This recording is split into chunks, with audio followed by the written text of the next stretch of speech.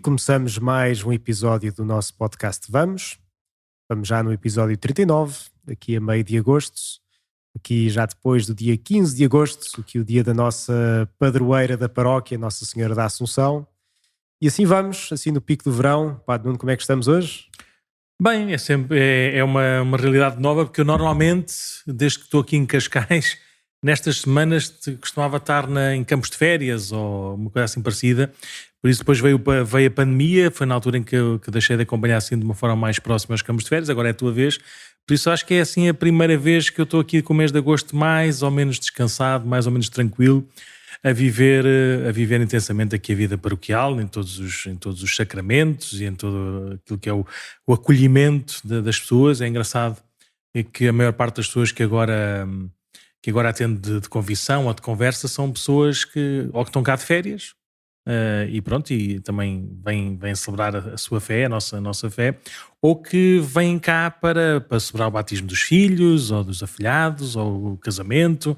Por isso são pessoas com quem não estamos habitualmente ao longo do ano, mas que de uma forma mais ou menos assim direta, e também às vezes por este formato digital, as pessoas já nos vão conhecendo um bocadinho, porque querem saber onde é que vêm casar, querem saber onde é que vão batizar os filhos e já conhecem pelos avós. Então é engraçado que nós não conhecemos assim tão bem as pessoas, mas já nos sentimos em casa, porque já somos semi-conhecidos e queridos, por isso é um trato pastoral também muito engraçado, muito bom. Então é tempo de batismos e pessoas diferentes. E entretanto tivemos também cá o dia da padroeira. Sim, é sempre a dia 15 de agosto. Nós temos a sorte ou a graça da nossa padroeira ser feriado, ser como se fosse domingo, por isso não precisamos de fazer nada, não precisamos de apontar para o domingo seguinte para fazer uma festa ou fazermos outra coisa qualquer. O único senão aqui da forma como celebramos assim liturgicamente e comunitariamente a nossa festa, é que a maior parte das pessoas está de férias. Não está cá ninguém na prática. E aqueles que não estão de férias, estiveram de férias, por isso também não deu para preparar nada, porque não tiveram cá nos 15 dias antes ou na semana antes. Por isso é sempre assim um bocadinho engraçado, ou seja, é mesmo o termo, se calhar, é mesmo um sentido de humor de Nosso Senhor, não é? Que a gente celebra a nossa padroeira com turistas espanhóis, italianos, ou de gente que passou a primeira quinzena de agosto de férias e então está a chegar toda feliz e toda contente e bem bronzeada. Mas pronto, mas depois de vez em quando não temos cor numa missa, ou as igrejas nós continuamos a celebrar a missa assim, muitas igrejas ficam semi-vazias, porque as pessoas não estão habituadas a ir à missa também fora do domingo. Por isso é assim, é um desafio. Ainda para mais, temos não sei se é vantagem ou se é desvantagem, mas o enquadramento de aqui na Vila de Cascais nos organizarmos para uma festa no final de agosto, na última semana de agosto normalmente, e um dos pontos altos dessa festa é a procissão de Nossa Senhora. Uhum. Nossa Senhora com a invocação dos navegantes, mas pronto, então já que temos aí uma procissão, certo, uma procissão sui generis, vamos para os barcos, vamos para o mar, mas já que há assim essa celebração pública, essa manifestação pública da nossa fé, nunca foi muito trabalhado, nem comum, nem instituído a festa de Nossa Senhora da Assunção, assim de uma forma assim mais pública. É engraçado ver depois também na internet muitas das nossas terras, né, do interior do país, por acaso a terra dos meus pais não é, mas pronto, mas lá perto aproveitam este dia 15 de agosto, exatamente por ser no meio das férias de agosto, onde estão lá todos os imigrantes ou todos os migrantes. É nessa altura que fazem festa de Nossa Senhora com qualquer uma das invocações, que seja da sua terra, da sua paróquia, da sua capela. Por isso é muito comum haver estas romarias, essas festas neste 15 de agosto. Aqui em Cascais não acontece. É ao contrário, não é? É ao contrário. Enquanto nas terras aproveita-se tudo, mesmo se for um santo qualquer celebrado ao longo do ano, São Sebastião, Santo Antão, assim, Pois é. celebram em agosto, transferem a festa para agosto, que é quando está toda a gente de volta à terra. Sim. Aqui é ao contrário, chega a agosto e pronto. Na terra do meu pai, eu acho que é São Miguel é a terra da minha mãe. Mas a terra do meu pai, não sei se é o São Sebastião também, mas é no final de julho, não é em janeiro. É 20 de janeiro. Não, lá é o último fim de semana de julho. Também é nos 20, mas é de julho. Também é com J, mas é em julho. E por acaso da minha mãe, não sei se é no final de agosto, a festa de São Miguel, que era um mês antes. Em vez de ser final de setembro, passava para final de agosto. Mas bom, nós é a Nossa Senhora da Assunção, E por acaso não sei se as pessoas sabem, a paróquia de Cascais tem um nome sui generis. Sempre que a gente vai a um sítio qualquer e precisa dar assim o nome jurídico da paróquia, as pessoas ficam a olhar para nós. Não sei se tu já sabes de cor, sabes o nome de cor? Então, Igreja Paroquial de Não, Nossa rapaz. Senhora da Assunção. Fábrica da Igreja Paroquial da Freguesia. Isso é o princípio. Já é igual para Fábrica todos. da Igreja Paroquial. Mas é para todas as igrejas. Então em todo diz lá, Portugal, não é? essa já tu devias saber. Qualquer que seja a tua paróquia, tens de começar por aí. Fábrica da Igreja Paroquial, da Freguesia. De Nossa Senhora da Assunção e Ressurreição de Cristo em Cascais. Cascais, exatamente. De Cascais. Pronto, a paróquia de Cascais tem dois oragos, porque até ao terremoto havia de facto duas paróquias em Cascais, e pronto, e depois passado um tempo essas duas paróquias foram fundidas numa, mas mantiveram, essa paróquia manteve o nome das duas invocações. Por isso temos a paróquia que é de Nossa Senhora da Assunção e Ressurreição de Cristo, e depois temos a igreja paroquial, que é dedicada a Nossa Senhora da Assunção. Uhum. E mais complicado era na minha paróquia de nascença. A paróquia de Passos de Arcos é a paróquia do Senhor Jesus dos Navegantes, Uhum. mas a igreja é a igreja da Sagrada Família, que havia uma capelinha pequenininha, a capelinha do Senhor Jesus dos Navegantes, e depois quando nos anos 70 construíram aquele igrejão gigantesco, essa igreja foi dedicada à Sagrada Família, mais ou menos como no Estoril, a paróquia de Santo António, mas a igreja grande é a igreja da Boa Nova, Nossa Senhora da Boa Nova. Sim. Por isso é diferente as invocações das igrejas e aquilo que é o nome da paróquia. em si. A paróquia é um território, pode ter muitas igrejas ou pode ter só uma. A igreja são aquelas 4 paredes e o telhado. Quer dizer, em Passos de Arcos, a igreja principal antes de se construir, então era essa pequena capela Exatamente, do Senhor Jesus dos Navegantes. Senhor Jesus dos Navegantes. Bem, essa é a tal capela onde fizeram agora um columbário, não? Ou não é Também, essa? sim, exatamente. Sim. Então, se calhar podíamos já agora partilhar isso, que é uma coisa que vem e de vez em quando as pessoas perguntam o que é isso do Sim, columbário. havemos de falar se calhar de uma forma mais cuidada quando chegamos lá ao dia dos defuntos, Uhum. mas é este desafio de nós, quando os nossos defuntos partem e morrem, a gente faz parte, é uma das obras de misericórdia corporais, dar sepultura aos defuntos. E durante muito tempo a prática comum católica foi dar de facto sepultura, por isso nós pegava-se no corpo, cuidava-se do corpo, e depois as sepulturas podiam ser perpétuas ou podiam ser outra coisa qualquer, mas pronto, dava-se sepultura ao corpo com o serviço fúnebre normal. Agora tem sido, pelo menos aqui na nossa região assim, da Grande Lisboa, tem sido 50-50. Metade dos funerais já não é na terra, já não é com o corpo, mas é com as cinzas. E que isso depois traz um desafio que é o que é que se faz às cinzas. E, exatamente. O que se deve fazer às cinzas é o mesmo que se faz ao corpo.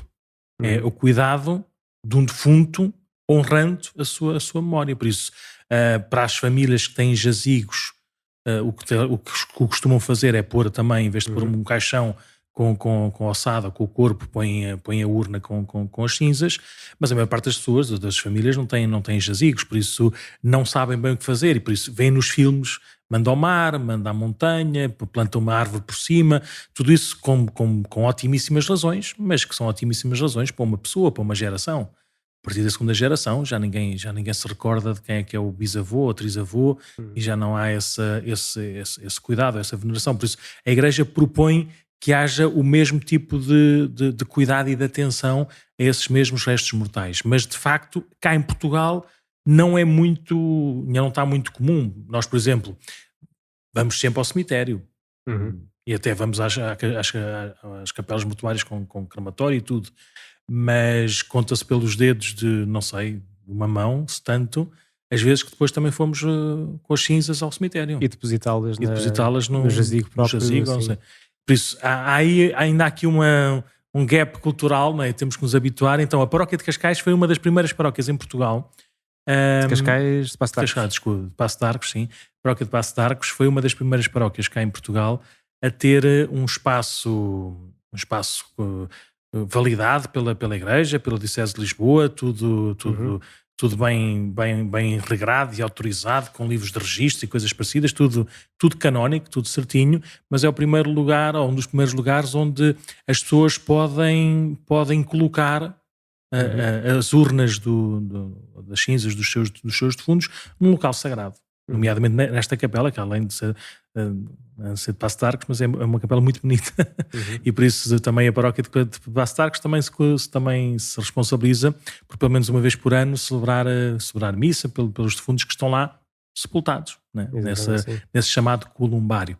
Também são restos mortais, também têm a veneração própria dos santos, como temos as relíquias dos santos e tudo, se calhar muitos familiares nossos são santos do céu, não é? Sim.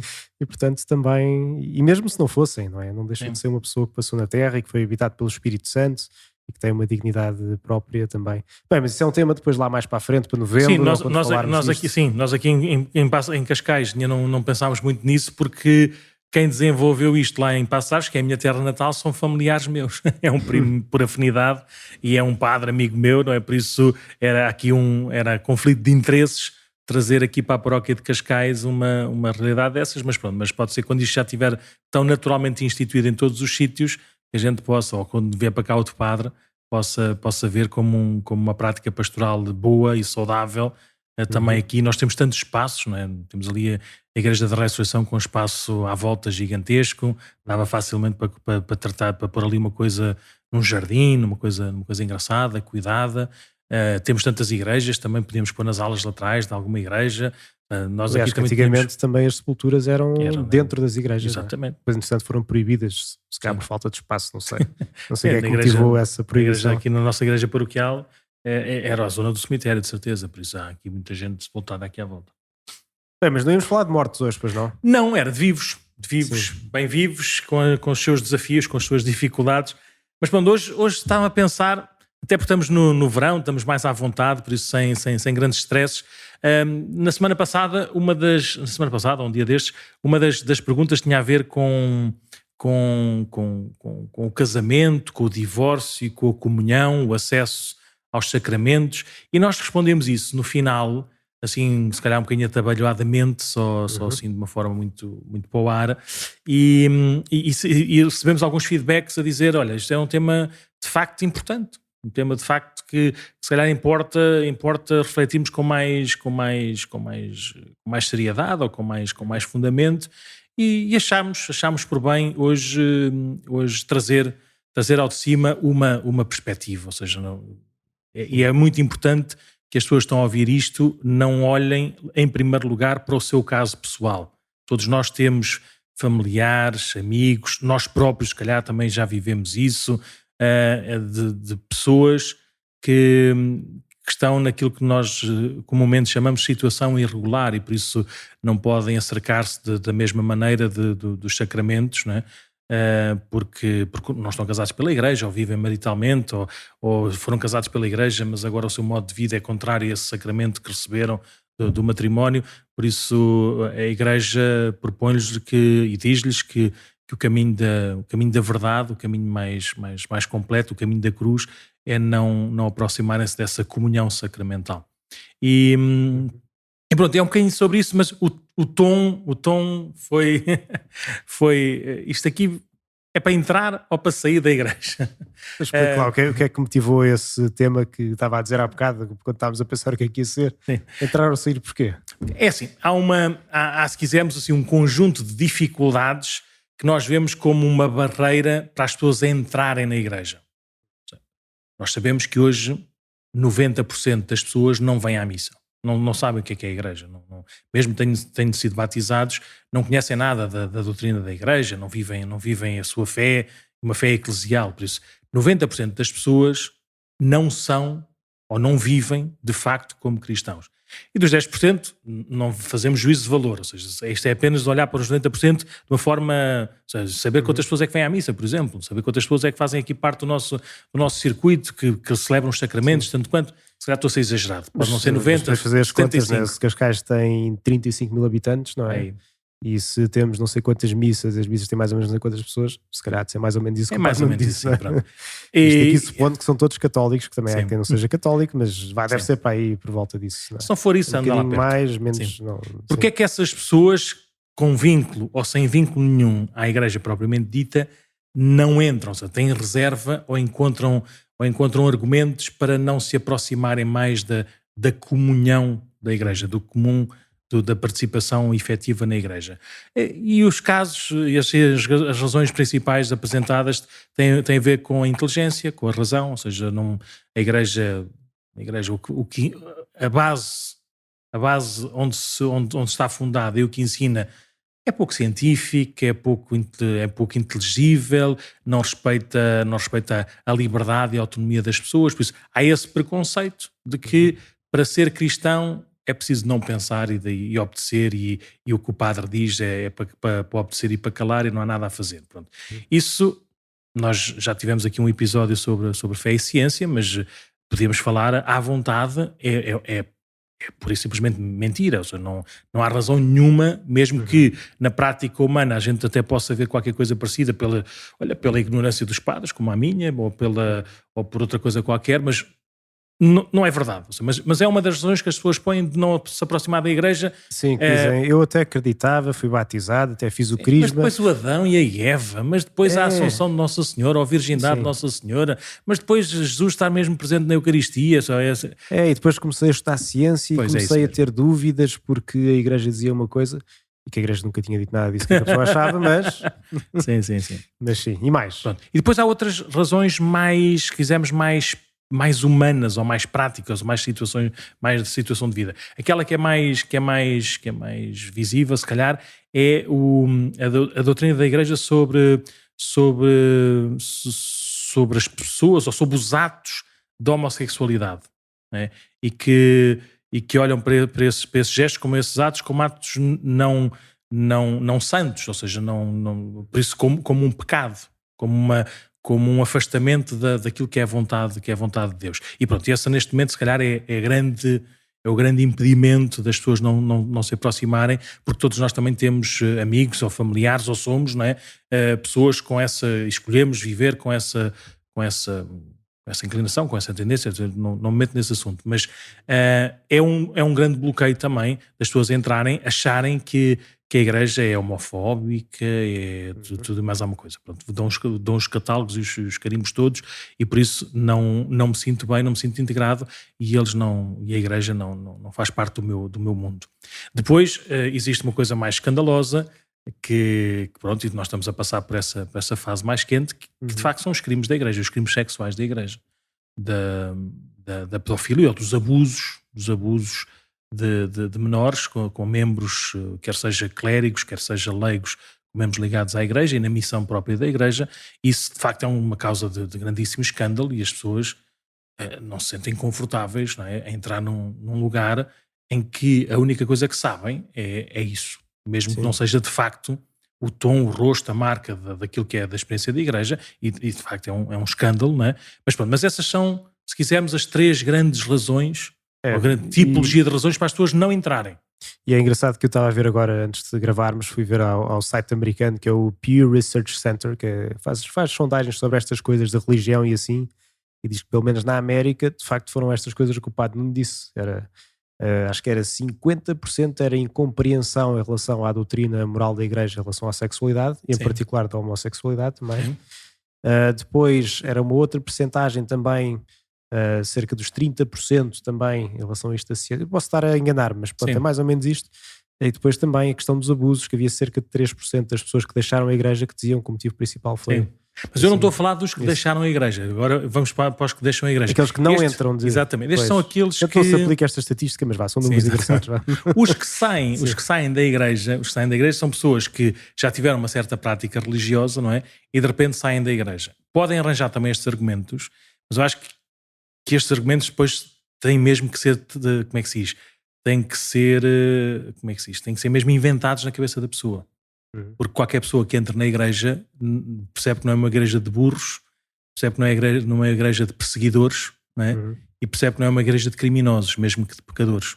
Ou seja, há alguns desafios, há algumas coisas que eu não percebo, que eu não sinto, mas encontro espaço na Igreja para crescer e para aprender, não é? E para eu próprio também poder construir ou poder fazer este caminho com a Igreja. Por isso, essas razões, a meu ver, são também credíveis, e são essas, como tu disseste, citando lá essa research lá dos Estados Unidos, mas a meu ver eu acho que é mais uma desculpa de mau pagador do que uma experiência mesmo humana, mas Quem sou eu para estar aqui a catalogar?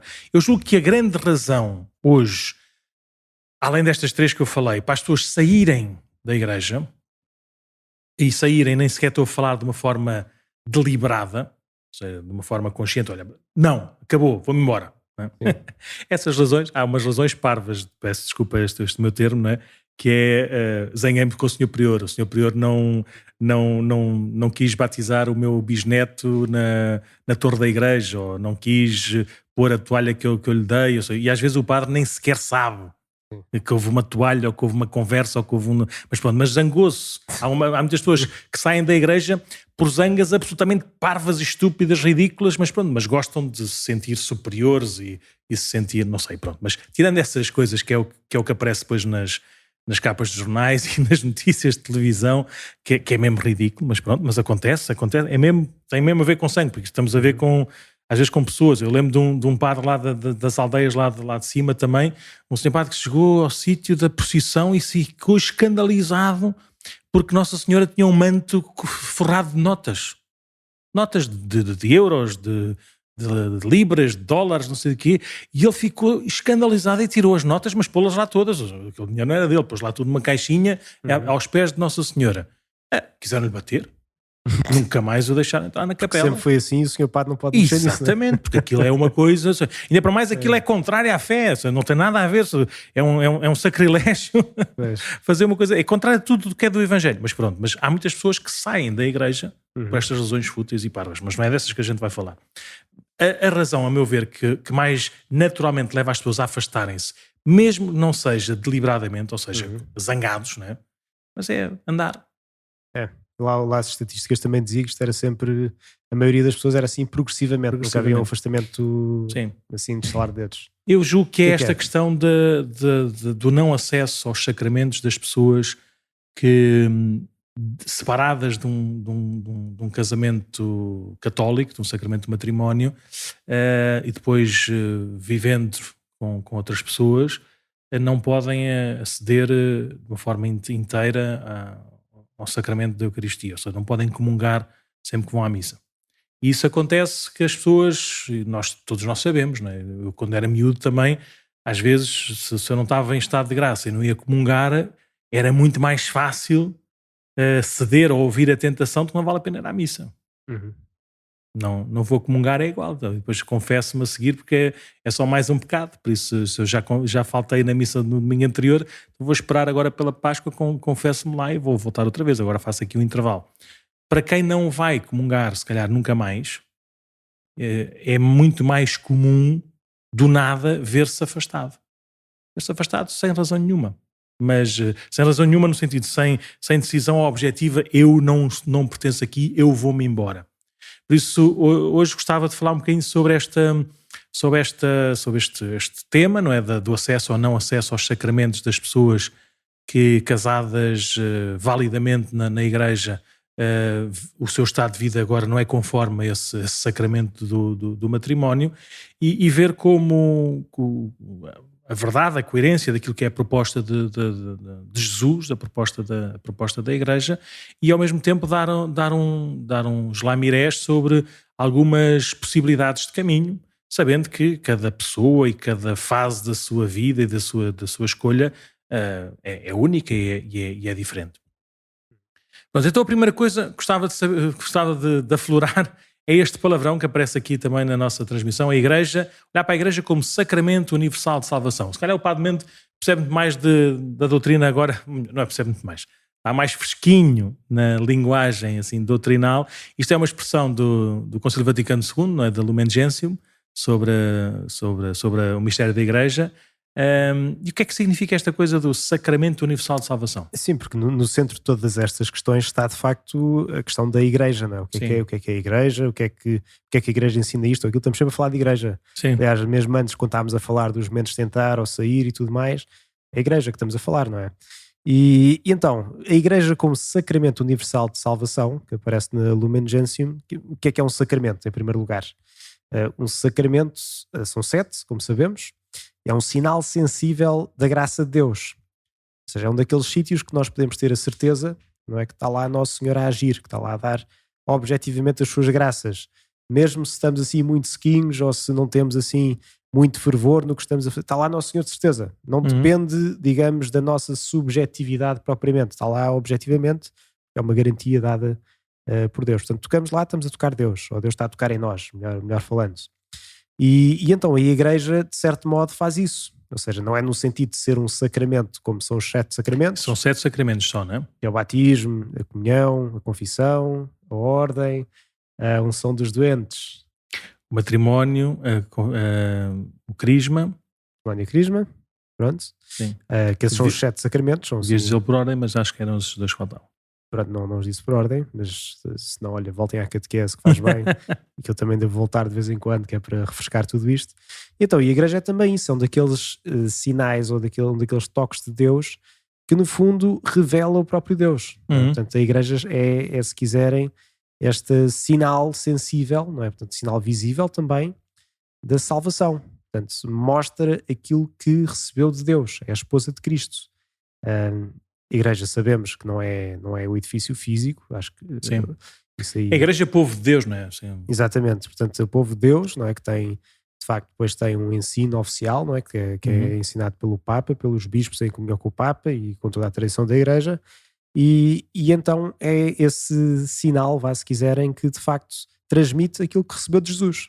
Não fala de si mesma, não é? A esposa não fala de si mesma, mas fala do que recebeu do esposo. Sim. E então vai-nos lembrando ao longo do tempo, vai-nos... Fala para todos, não é? Por isso é que é esta lógica do universal, não é?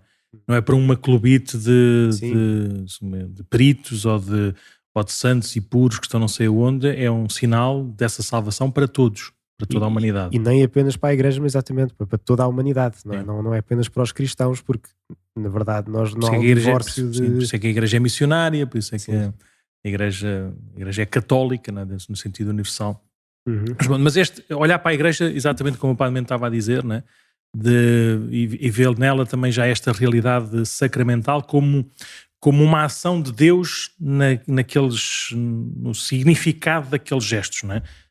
daquela vida. E nós temos 2 sacramentos que estamos a falar hoje de uma forma muito, muito particular. O sacramento da Eucaristia e o sacramento do matrimónio. No sacramento da Eucaristia, nós já sabemos isso, né? Fazemos essa experiência, essa vivência da entrega única de Jesus na cruz, ponto. Jesus entrega-se por nós para nos dar a sua vida, para nos dar a vida eterna. E antecipou essa entrega na última ceia com os seus discípulos, quando à mesa, na refeição pascal, tomou o pão, tomou o vinho, abençoou-os, consagrou-os e deu aos seus discípulos.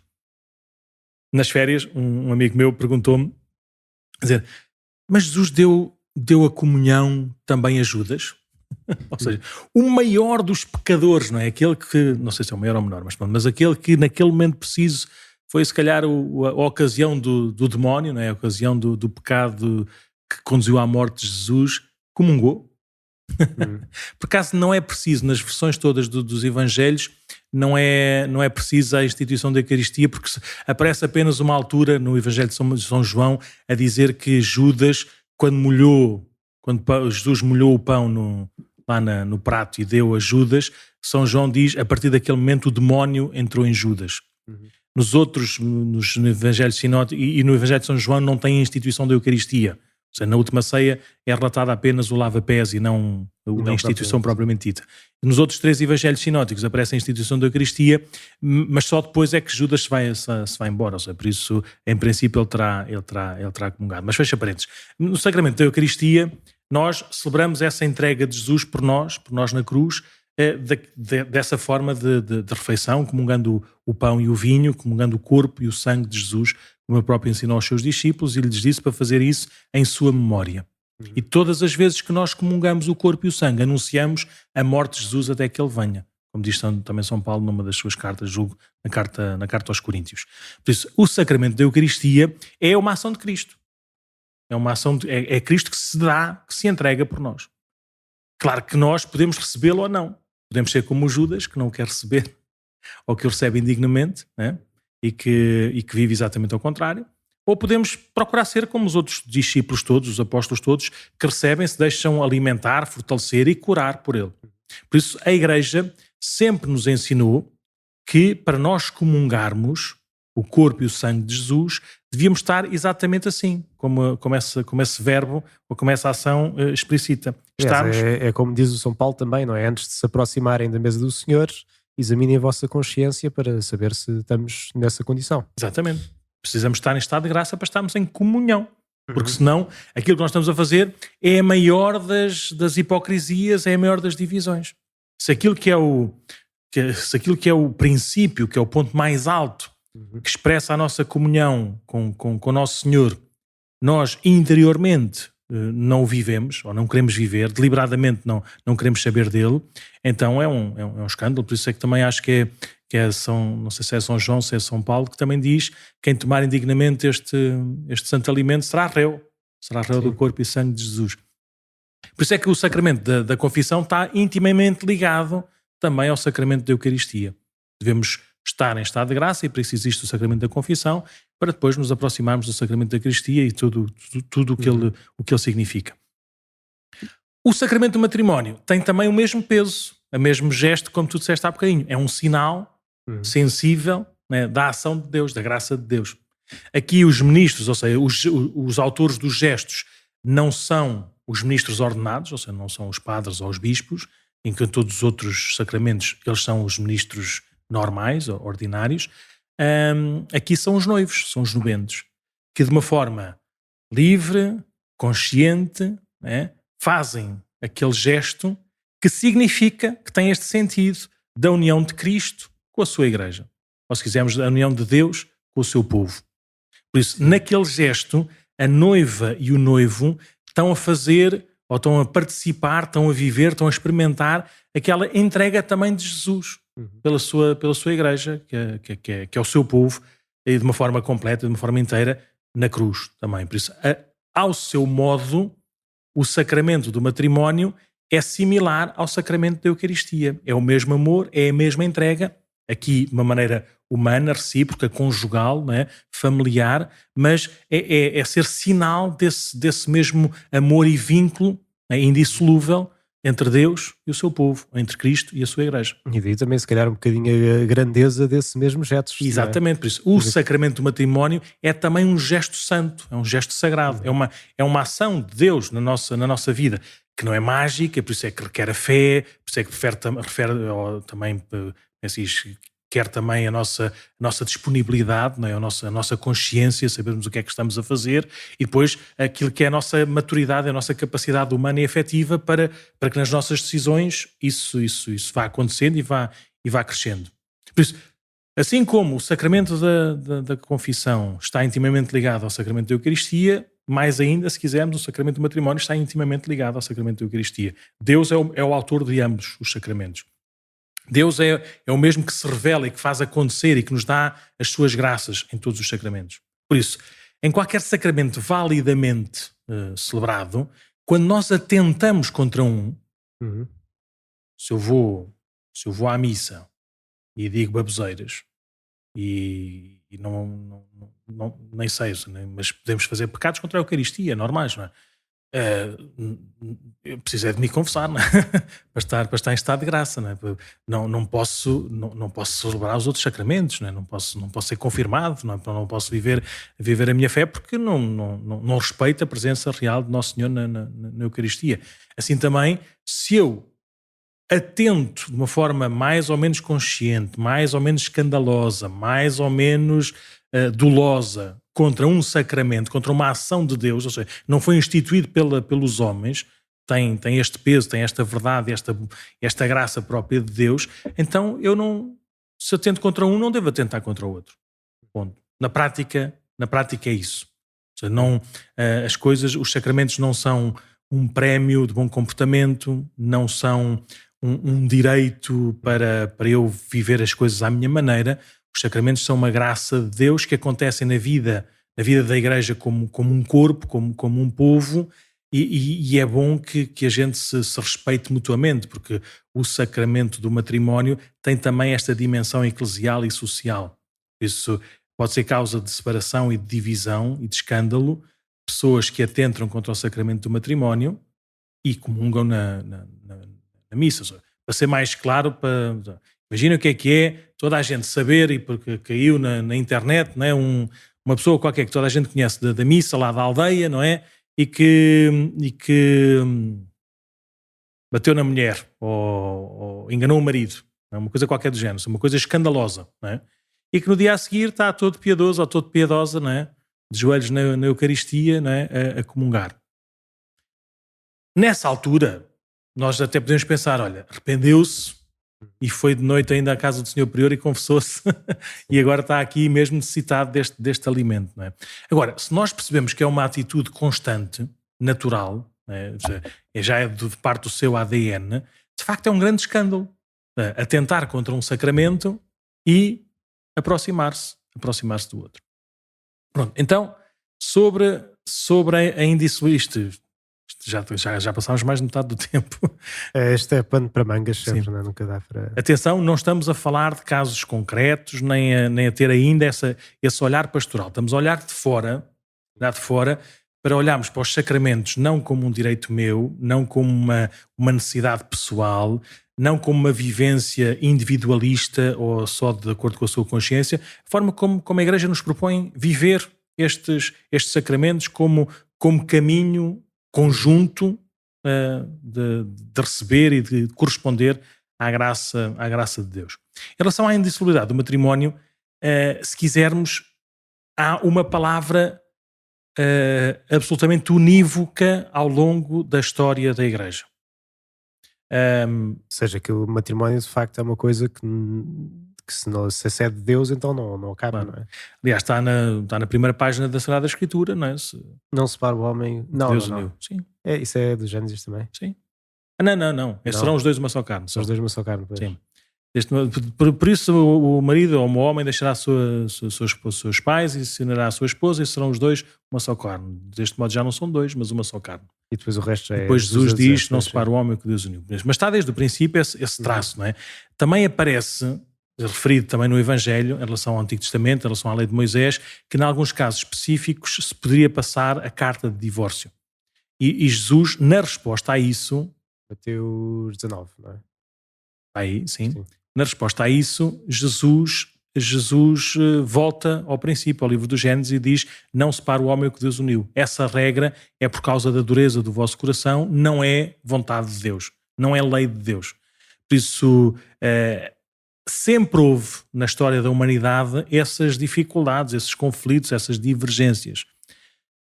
Nunca beliscaram o anúncio divino, o anúncio da revelação da Sagrada Escritura, tendo como revelação central a pessoa de Jesus, não é? Julgo que é mesmo no seguimento desse capítulo de São 19, de Mateus 19, que os próprios discípulos dizem: essas palavras que tu dizes são muito difíceis de entender, são muito duras, ninguém as vai viver, ninguém... E Jesus reforça e vinca. Eles até dizem depois: então mais vale a pena não casar. Mais vale não casar, sim. E depois Jesus diz: olha, para aqueles a quem é dado a entender, sim. Mas depois não era no sentido de dizer que não se casa, é no sentido de que... De facto, o casamento não é para todos. O casamento é uma vocação. E há alguns que não é para casar. Uhum. Mas Jesus responde de uma forma taxativa, sublinhada, mesmo diante de todas as nossas dificuldades, sobre a verdade da indissolubilidade do matrimónio. Uhum. São Paulo faz exatamente a mesma coisa, embora São Paulo também diga que por uma questão de fé, ou seja, para aqueles que se aproximam do Evangelho, pode haver a possibilidade de se separarem do seu marido ou da sua mulher para poderem viver a sua fé. Não nos esqueçamos que vivemos também num tempo onde, em algumas culturas, onde até podia haver poligamia, por exemplo. Não é? Por isso hoje em dia ainda acontece, não é uma coisa assim tão distante. Se viver numa cultura em que eu tenho 7 mulheres, ou que eu sou uma das mulheres do meu marido e de repente me converto, eu não posso viver aquela situação. Eu não posso viver a minha união natural, conjugal, contrária ao Evangelho, de ser marido e mulher, serem um só. Por isso, Paulo dá esse chamado privilégio paulino para que, por questões de fé, a pessoa possa separar-se, mas não é para casar outra vez, é separar-se. Não é? Por isso, e ao longo da história da Igreja, os padres do primeiro século, depois dos vários concílios, Concílio de Trento, o Concílio Vaticano II, os textos do Papa Francisco, do Papa João Paulo II, do Papa Bento XVI, todos, sem exceção, foram falando de um valor sagrado do matrimónio, e esse valor sagrado do matrimónio tem esta cláusula também, tem este traço da indissolubilidade, ou seja, o sacramento do matrimónio, validamente ordenado, é por natureza divina indissolúvel. Atentar contra esse sacramento é pecado grave, e que só pela confissão, e a confissão para ser válida é preciso arrependimento, contrição e desejo de mudança, e fazer de facto tudo para mudar. Por isso, uma pessoa que engana a sua mulher ou engana o seu marido, é adúltero ou adúltera, mas está arrependido, esforça-se por não voltar àquilo, mesmo que de vez em quando ainda vá caindo, mas está nesse caminho de mudança e de fidelidade. Por isso percebe que é um pecado, percebe que está a atentar contra o sacramento do matrimónio, além de, como é óbvio, estar a violentar o seu cônjuge, não é? estar a contrariar a confiança e o respeito mútuo, essas coisas todas, mas pode aproximar-se da confissão porque quer mudar.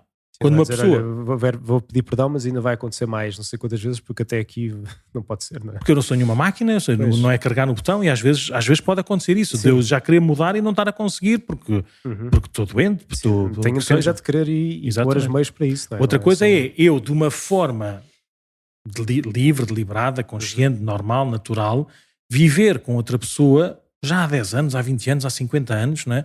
Com uma família completamente estruturada, em que, de facto, continua a atentar contra um sacramento do matrimónio, mas de facto a minha vida não é vida de adúltero, ou seja, não é vida de atentar contra a outra pessoa, até porque nós já estamos em paz e cada um está na sua vida, no seu caminho. Por isso, nos últimos tempos, este cuidado prático e pastoral com pessoas que vivem na sua vida uma realidade que é canonicamente, estruturalmente pecadora, ou seja, está a atentar contra um dos traços, uma das características do amor sacramental, que é indissolúvel. Por isso, a partir do momento em que eu não respeito essa indissolubilidade, estou a atentar contra esse sacramento, mas a minha vida não é humanamente escandalosa ou pecadora, ou seja, não estou a fazer mal a ninguém, estamos em paz. Então, o que é que acontece? O que é que pode acontecer? Então, a minha vida, ainda para mais, e foi o caso apresentado assim por uma das pessoas que nos mandou o e-mail, foi quando nem sequer existe a vontade deliberada da pessoa. Ou seja, alguém, imaginemos o caso o marido deixa a sua mulher, mas a mulher não quer. A mulher quer continuar casada, mas percebe-se, o seu marido se quer ir embora e foi-se embora, não é? Não foi vontade da mulher, expressa ou manifesta, o divórcio ou a separação. Por isso, ela vê-se numa situação que nada pode fazer. E agora põe-se esse caminho, que é refazer a minha vida, no sentido também afetivo, humano, profissional, o que seja, ou seja, ter um companheiro ou uma companheira para continuar este caminho, ou seja, a mulher ou o marido. Mas se eu fizer essa opção, estou objetivamente a afastar-me da possibilidade de comungar. E esse é um dilema. Agora, a forma como nós vivemos desde o princípio esta realidade sacramental do matrimónio, estas graças santificantes dos sacramentos da Igreja, a confissão, perguntemos aos casais, não é? Há quanto tempo é que não se confessam? Os casais cristãos normais que vêm à missa habitualmente, ou que vêm à missas, ou que põem os filhos na catequese, não é? Como é que comungam e como é que fazem da Eucaristia esse sacramento também de união conjugal, por excelência, onde recebem a palavra de Deus que liberta e que os encaminha. Por isso, é nesta vivência toda que faz com que eles possam viver também o sacramento do matrimónio como uma graça de Deus. A maior parte das vezes, como alguns textos de alguns autores da Igreja nos apresentam, como nós já vivemos num mundo secularizado, e também porque o matrimónio, a união conjugal é anterior à Igreja, por isso qualquer duas pessoas podem constituir família, podem de uma forma até consciente e certa e justa viver a sua relação, não é? Familiar, e por isso não querem saber nada da graça de Deus. Ou seja, tu de certeza conheces na tua família, nos teus amigos, pessoas que estão juntas e pronto, e há de alguém que lhes fala do sacramento do matrimónio. Ou seja, quando eles falam do sacramento do matrimónio, a única coisa que estão a ver é bolo da noiva, vestido da noiva, quinta com igreja bonita, 100 mil euros de conta, lua de mel não sei aonde. E para eles isso é o sacramento do matrimónio. Ou seja, estamos tão longe. Não é? Onde é que nós estamos? Onde é que nós estamos para nos perdermos nesta consciência da nossa vida conjugal? Ou seja, eu olhar para o outro e saber que o amor que me une tem o alcance, tem o poder, tem a exigência do amor que une Cristo à sua igreja, que é a cruz. E saber que não estou só nesse caminho. Se alguém vive a sua fé nesta lógica de relação pessoal e eclesial com Deus que se fez igual a nós, quer desperdiçar essas graças? Quer viver noutra direção? E o que acontece é que, infelizmente ou felizmente, não sei, mas o que acontece é que a maior parte das pessoas hoje casa, mas não celebra o sacramento do matrimónio. Junta-se, mas não vive este sacramento do matrimónio. E aí começa o grande busilis da questão, que é, de repente, por decisões mais ou menos justas e mais ou menos boas, as pessoas veem-se de facto separadas e já adultas, se calhar até se aproximam mais de Deus como refúgio, como caminho para encontrar de facto um sentido para a sua vida, que levou ali um rombo muito, muito grande, não é? E se calhar já mais crescidas o seu caminho de entrada na igreja é mais consciente e mais responsável, mais livre, e de facto, de repente, querem aproximar-se da igreja. No outro dia estávamos ali um texto que era assim um senhor a dizer isso, não é? De repente já estava, não era batizado, ou era batizado quando era pequenininho, mas pronto, mas de repente casei com a minha mulher, e quando pusemos os nossos filhos na catequese, eu percebi que aquilo é, então quis também celebrar o sacramento do crisma, não é? Para ser um cristão adulto, não é? E de repente não me deixaram celebrar o sacramento do crisma porque eu não era casado pela igreja. Então puseram logo, ele olhava, as pessoas olham às vezes como um conjunto de regras, de imposições legais, não é? Como um jugo impossível de suportar, em vez de explicar o sentido desta unidade de todos os sacramentos. Sim. E o ponto principal, e de facto acho que esse que nós às vezes esquecemos muito, mesmo quando falamos destas coisas e tudo, é que, e mesmo por termos começado por isto, a igreja como sacramento universal da salvação e tudo, é que de facto o ponto principal é de facto Deus estar em relação connosco. É esta nossa relação pessoal, esta nossa relação íntima com Deus, e que tudo aquilo que a igreja ensina, tudo aquilo que a igreja propõe é para promover esta relação. Sim. Não é um peso, não é suposto ser uma coisa simplesmente para pôr barreiras ou para deixar de purificar as coisas para que serem os puros. Não, é pôr em relação com Deus, apontar para aí. Sim. E isso para tudo. Não é? Quem se encontra numa situação como aquela que o Padre Nuno também contou, aquilo que a igreja ensina não é um peso para pôr por cima, mas também para dizer, olha, este aqui é o caminho que leva mais perto do coração de Jesus. E aliás, eu estava a lembrar agora que falámos aqui da patrística também, que falava tudo isso. Por exemplo, a história do Santo Agostinho, que ele batizou-se já tarde, não é? Porque na altura era diferente também, quer dizer, só havia confissão uma vez na vida, e portanto às vezes as mães mais ou menos deixavam os filhos não se batizar logo, porque se viessem asneira ou qualquer coisa, depois era uma complicação que só se podia confessar uma vez na vida. E então ele não foi batizado em pequenino. Depois a Santa Mónica chorou a vida toda por causa disso, arrependeu-se imenso, não o ter feito logo.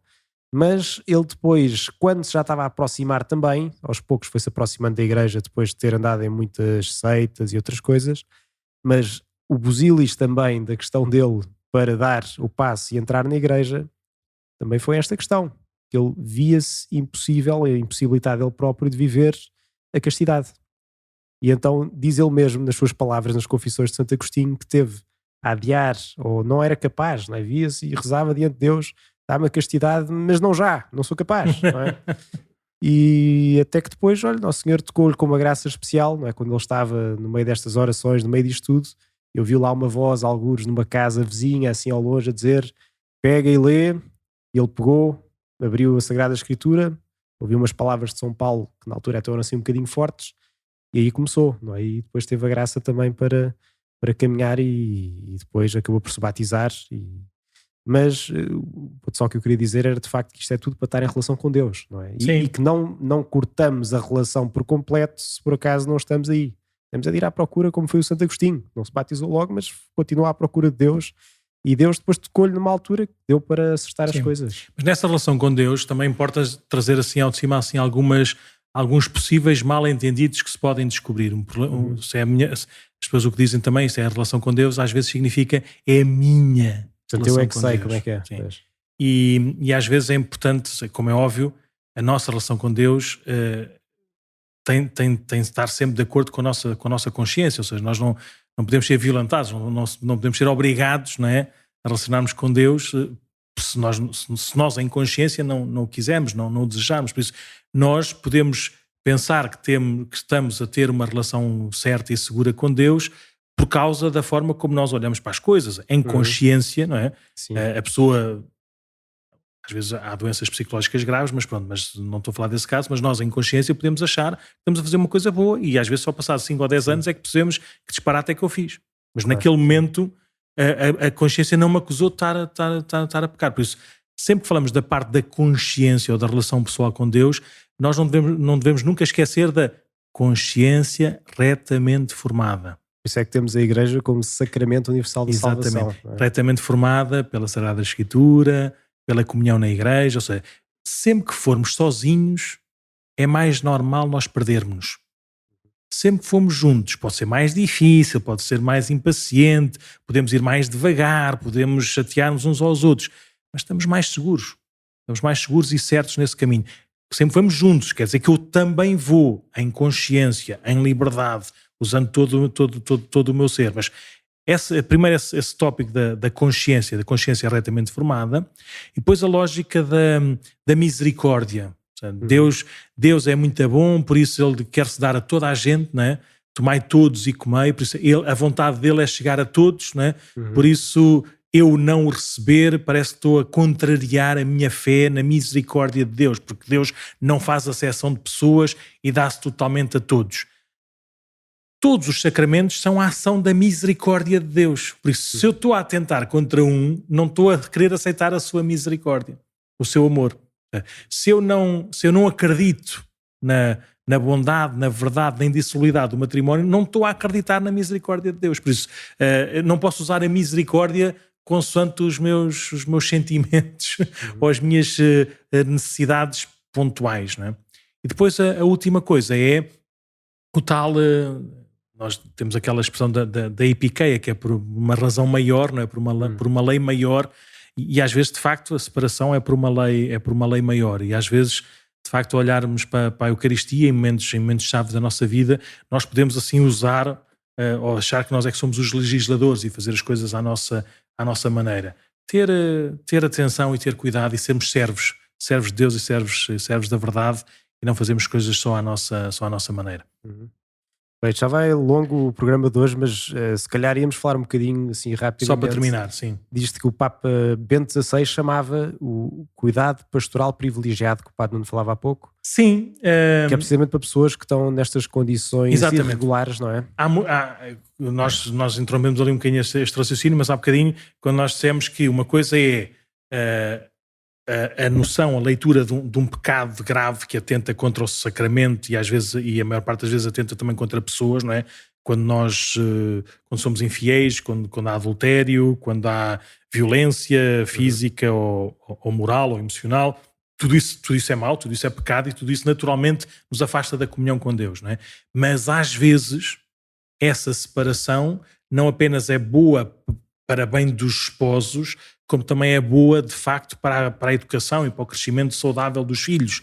Por isso a Igreja nunca se opôs a essa separação física, mas nunca uma dissolução propriamente dita do sacramento, porque não pertence à Igreja o poder de dissolver o matrimónio, ou seja, é de instituição divina. Por isso, cada vez foi sendo mais comum e mais frequente, não é, haver realidades humanas que aos olhos humanos, não é, são boas, são saudáveis e têm frutos bons, mesmo que depois, sacramentalmente, sejam sejam contrárias, não é, a essa ação de Deus. Por isso, o Papa Bento XVI usou esta imagem do cuidado pastoral privilegiado ao identificar as pessoas a viver esta situação irregular como um dos mais marginalizados. Por isso, assim como Jesus deu privilégio aos que estavam sozinhos e abandonados, àqueles que ninguém olhava, o Papa Bento XVI também sugeriu e repetiu que a gente pudesse olhar não como uns justiceiros ou acusadores, que acho que nunca aconteceu, embora na conversa ou na doutrina da Igreja possa ser ouvido dessa forma, mas sem jeito nenhum, sem Espírito de Deus, mas no trato humano haver esse cuidado privilegiado. E uma das coisas que aconteceu, agora no último sínodo sobre a família, em 2014, julgo eu, não foi? Foi 30 anos ou 20 anos depois de... 14, sim, acho que sim. Esse sínodo sobre a família, em que ficou mais explícito que em relação às pessoas que casadas validamente pela Igreja, ou seja, sobrado um sacramento de matrimónio, vivem o seu modo de vida estável, público, comum, é contrário a esse sacramento do matrimónio, não devem aproximar-se da comunhão sacramental.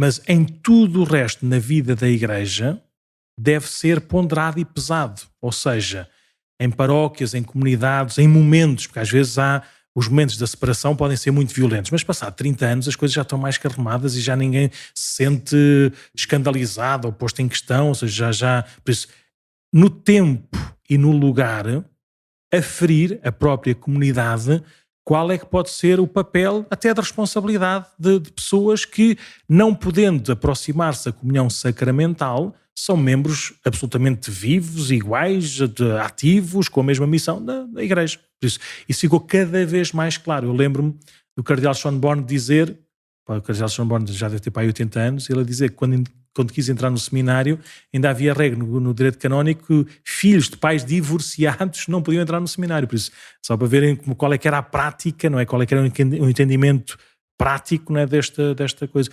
Ainda hoje, em algumas paróquias do nosso país, e para ser mais próximo, para ser mais preciso, há sacerdotes ou há experiências pastorais, não é, que rejeitam o batizado de crianças cujos pais não são batizados, não são casados pela Igreja. Por isso, ainda hoje há entendimento pastoral e prático que é pouco evangélico, não é? Claro que o que o Papa Bento XVI nos diz, o Papa Francisco repete, e o Papa João Paulo II também na sua encíclica Familiares Consórcio que diz, é para termos um cuidado privilegiado, ou seja, não é para ser chapa 5, mas é para vermos cada caso, não é? E a única coisa que ficou foi, em relação ao acesso aos sacramentos, propriamente dito, que por ser contraditório, por ser motivo de escândalo, não é?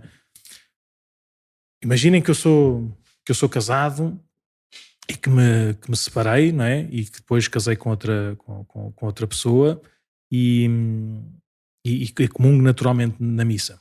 Eu estou a dizer a mim próprio e à minha atual mulher, não é, que interessa pouco os meus votos, interessa pouco a forma como nós vivemos o nosso sacramento do matrimónio. É apenas uma questão circunstancial e momentânea, ou seja, se eu me separar, há de ser uma coisa também de Deus e há de ser também uma coisa boa, por isso o peso e o valor que aquilo tem é nulo, é só aquilo que eu lhe quero dar, é aquilo que eu quero dizer. Por isso, se o amor deixa de ser indissolúvel, qual é que é a marca, qual é que é o sinal, não é? Qual é que é o dedo de Deus na minha vida? Se as coisas só têm o meu gosto, os meus sentimentos, a minha inteligência, ou seja, se não, aqui o cardeal Müller dizia uma coisa que era tão bom nós aceitarmos a indissolubilidade da Igreja, porque ele dizia, ela, ou a indissolubilidade, não é, do sacramento, subtrai os cônjuges do arbítrio e da tirania dos sentimentos e dos estados de ânimo. Ou seja, quando nós estamos ali no meio da tempestade, não é? Tempestade noturna no meio do mar, que bom que eu continuo a saber qual é que é a direção do porto seguro, não é? Que bom que eu vivo aquela tribulação, mas com uma finalidade, com um objetivo, com um caminho certo, não é? Que bom eu acreditar que Deus não me engana, nem se enganou ao trazermos um diante um do outro, não é? Depois, essa indocibilidade ajuda a enfrentar as dificuldades pessoais e a superar as experiências dolorosas, ou seja, saber que o amor é mais forte do que a morte, saber na fé que o amor é mais forte do que qualquer pecado, e eu poder viver esse amor de uma forma saudável e redentor. Se vivido na fé e se vivido sinceramente um com o outro, o quão bom pode ser este caminho. E pronto, e por outro lado, também nos diz que os mais frágeis na relação com familiar normalmente são os mais pequeninos, são os filhos. Por isso, o facto de eu permanecer unido à minha mulher, ao meu marido, cuida também, ou deve cuidar, como é óbvio, saudavelmente unido, né? Santamente unido, deve cuidar também dos mais frágeis, que são os pequeninos, de poderem ter uma família que se ama, uma família que se respeita, uma família que sabe vencer as dificuldades, uma família que está sempre ao serviço uns dos outros. Por isso, para terminar, este cuidado é que as pessoas todas, sem exceção, nem carimbos, nem etiquetas, se sintam parte integrante na vida da Igreja, na vida orante da Igreja, na vida profética da Igreja, dando testemunho. Ou seja, é extraordinário, é comovente ver casos de pessoas cristãs sérias, firmes, normais, simples, não é? Que não comungam, porque sabem que não podem comungar, e isso é um testemunho de fé. Isso é um dizer o valor da Eucaristia. Eu, sabendo de casos desses, às vezes eu sou padre e tenho que comungar sempre, não é? Mas às vezes, quando vou à missa, quando estou de férias, não é? E que não estou no altar a concelebrar, às vezes que penso, calma aí, se calhar tens de te confessar mesmo, porque há pessoas que se calhar merecem muito mais do que tu e não podem comungar, e tu fazes uma coisa destas, não é? Por isso, é profético o sinal, ou seja, é anunciador da verdade esse sinal das pessoas que não se podem aproximar da confissão ou da comunhão sacramental. E depois também tem um lugar específico também no cuidado que é mais frágil. Todos nós sabemos e vemos, por exemplo, se vamos ao IPO, quem é que são os voluntários no IPO?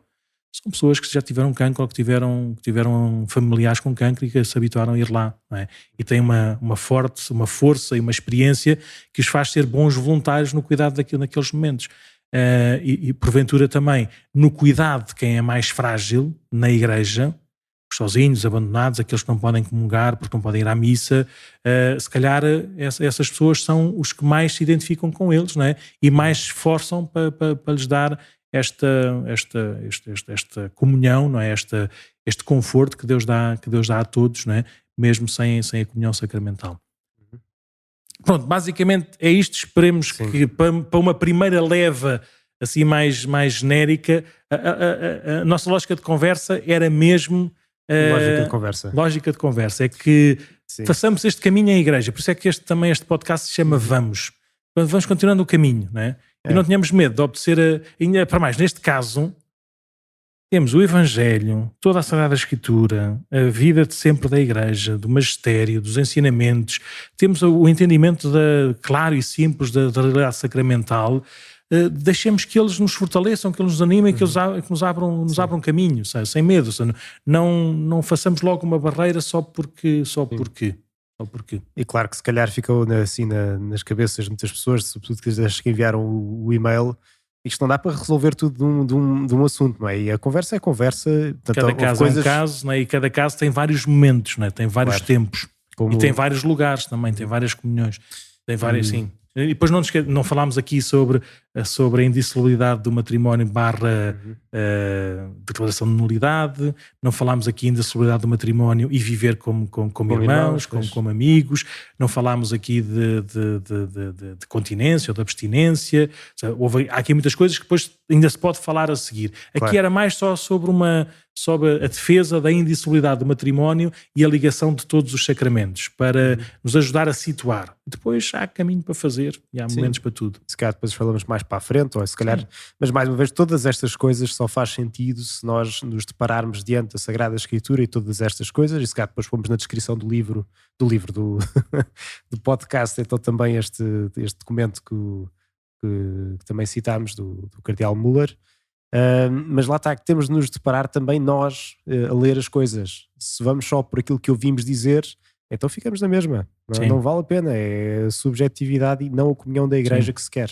Objetivamente, para terminar-se mesmo, só para ficar claro para toda a gente, as pessoas que não devem aproximar-se da comunhão são as pessoas que não se sentem, que não se sabem em estado de graça, ponto. Qualquer pessoa que atenta contra a sacralidade ou a santidade dos sacramentos, nomeadamente o sacramento do matrimónio, não deve aproximar-se da Eucaristia sem antes se confessar. Isto para todos os casos. Para todos os casos. As únicas pessoas que nem sequer se podem aproximar da confissão propriamente dita, porque a confissão o que exige é arrependimento, contrição e desejo de mudança, não é? E acreditar no poder de Deus para fazer o mesmo, não é? As únicas pessoas que não se podem aproximar da confissão porque não têm este espírito, e bem, não é? São aqueles que de uma forma pública, consistente, deliberada, vivem uma situação que é contrária ao sacramento do matrimónio. Por isso, assim, para toda a gente perceber, divorciados podem comungar? Podem, se estiverem em estado de graça. Divorciados da igreja e casados civilmente podem comungar? Não, porque estão a atentar contra o sacramento do matrimónio. Pessoas batizadas, mas que nunca casaram na igreja, mas vivem juntos um com o outro, podem comungar? Não, porque estão a atentar contra a sacralidade do matrimónio, estão a viver uma realidade humana que é própria do sacramento do matrimónio e a dizer deliberadamente que não querem o sacramento do matrimónio.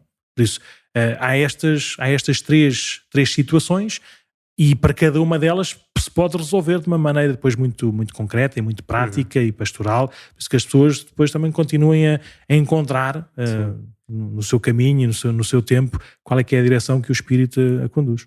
E que entre elas é aquela questão também de viver como irmãos que não referimos aqui, mas pronto, lá está, isto não é não é o espaço falar sobre outra coisa assim, se calhar depois casos concretos a gente pode falar assim. Portanto isto também pode ser uma espécie de desafio que, olha, quem quiser venha cá falar pessoalmente, que é sempre a melhor forma de... Sim, aliás o Papa Francisco naquela Amoris Laetitia diz mesmo isso, diz para haver esse acompanhamento pastoral de discernimento, não é? De acompanhamento e de tudo.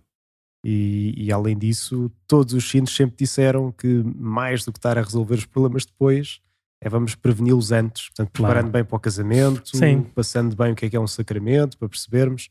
Mas bem, já vamos em 1h07, portanto... vamos acabar, sim, ficamos... Só lembrar então que podem enviar mais perguntas e desafios, como recebemos este que hoje estamos a falar, para podcast@paroquiadecascais.org. Bom resto de verão para todos. E vemo-nos por aí neste caminho conjunto, em igreja, sem medos e sempre aberta e disponível para conhecer Jesus e dá-lo a conhecer em todo o seu esplendor. Obrigado. Então tem música e tudo. Vamos.